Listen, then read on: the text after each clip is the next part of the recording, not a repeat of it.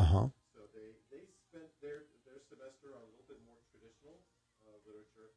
You're not going to go hear a Christmas concert with the band. But they really good marches. Marches, I mean, I'm a 30-year Air Force band, and I haven't heard of some of these marches. Really? Good little marches, yeah. There are marches that you've not heard of? Believe it or not. Wow, until now.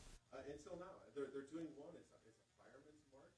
Mm-hmm. And because one of their deployment players is a volunteer fireman up in the Marine Center, he brought a fire siren down from the station. I don't know where he got it, but they got that thing rigged up, and they're going to use that during the march. So they're doing some really fun, interesting things. So Yeah. that's this coming Sunday for the band.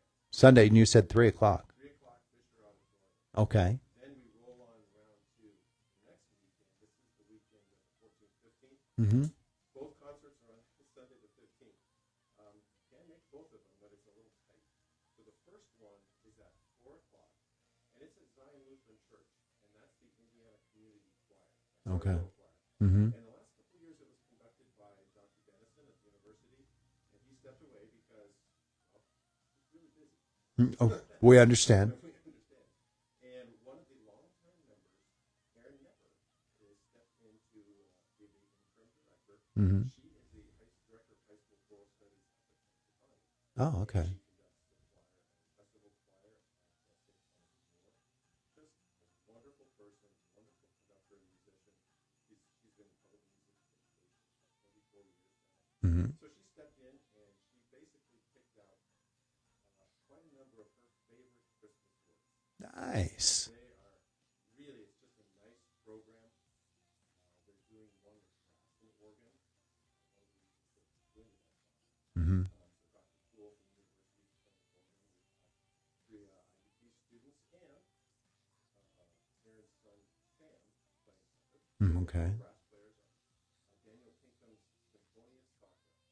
Really neat piece. Mm-hmm. And they're doing some other traditional works. All Christmas is a complete Christmas program. Mm-hmm. Invite people out. That's Zion Lutheran Church, Sunday, December 15th, 4 p.m. Okay. There is no charge for that one. The band is a $5 regular and $3 seniors. There is no charge at Zion Lutheran Church.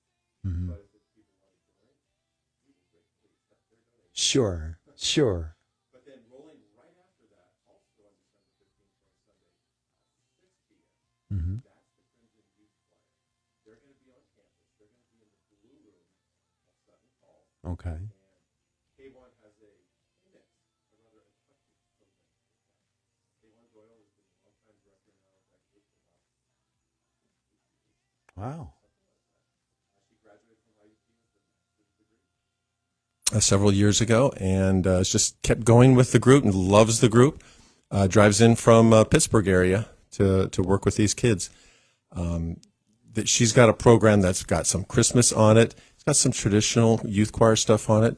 Kids get to do solos. They do some small chamber or small group stuff like quartets and trios. Mm-hmm. She really lets the kids kind of take a little bit of a lead on that kind of stuff, and it allows them to be sort of creative and do some of their favorites. So that's a 6 o'clock Blue Room, sort of a cabaret style Christmas performance. Nice. Yeah, Nice. so Yeah. it's busy the next couple weekends for sure. Well, that's terrific. Of course, with the community music school, you've had a chance to get through another semester with all kinds of different students taking all kinds of different music lessons, vocal and instrumental. Yeah, and it was interesting this semester.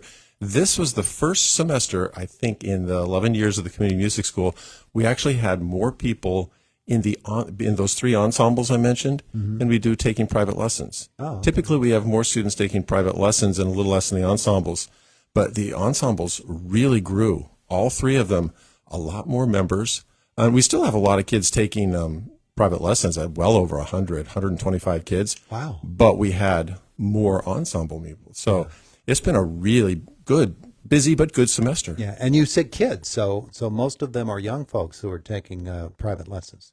Yeah. The lessons tend to be the younger folks, but we do have quite a number of adults as well, whether they've decided that maybe they're going to go dust off the instrument out of the closet and play in the band, or they want to brush up on it before they do it. Some people have said, hey, can I take a semester or two of lessons, and then maybe I'd like to play in the band or sing in the choir. Sure. That's a great way to do it. So people in retirement oftentimes do that. I know many people here, I'll use her as an example, but Donna Balewick. Yeah. Yeah, she plays principal clarinet in the band, and she's taking piano lessons.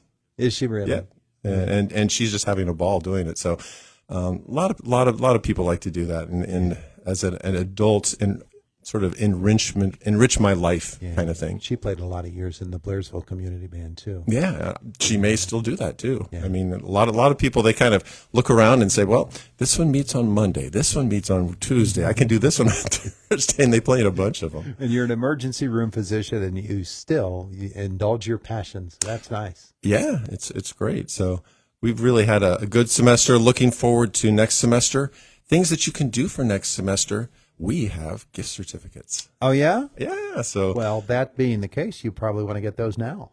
That was a great time because it makes for a super stocking stuffer. Mm-hmm.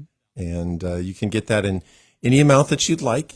Say, for instance, if you have someone you know wants to play in the band, that's just $50 for the whole semester. So get them a $50 gift certificate. Nice. Or you can get any flat amount that someone might want to apply towards some lessons next semester. Mm-hmm. All they have to do is email me at community-music@iup.edu, and I will be happy to set them up with a gift certificate. There you go. Very, very nice. All right, so let's review the concert information. The first is this weekend. First is this weekend, Sunday, 3 o'clock, Fisher Auditorium. It's the band. Mm-hmm. And then next weekend, Sunday, 4 o'clock, Zion Lutheran Church. That's the adult choir, the Indiana Community Choir. Mm-hmm. And then following that at 6 o'clock is the Crimson Youth Choir in the Blue Room in Sutton Hall. Very nice. Yeah. Very nice. And folks can come out and enjoy great holiday music and music of other sorts as well. All sorts of music for the next couple weekends. Yeah, terrific stuff. Well, it's great to see that the program is strong. Yeah. And that one of the things about it is when you have that many people who are wanting lessons, mm-hmm. you got to find people to teach them. So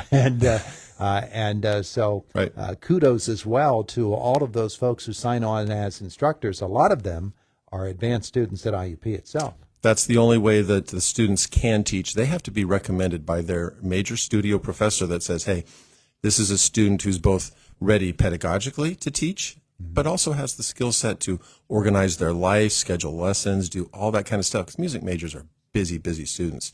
So that's the only way they can teach. So we've got a great crew of undergraduate students. We also have some graduate students. And then a few people out of the community who have music degrees but also teach.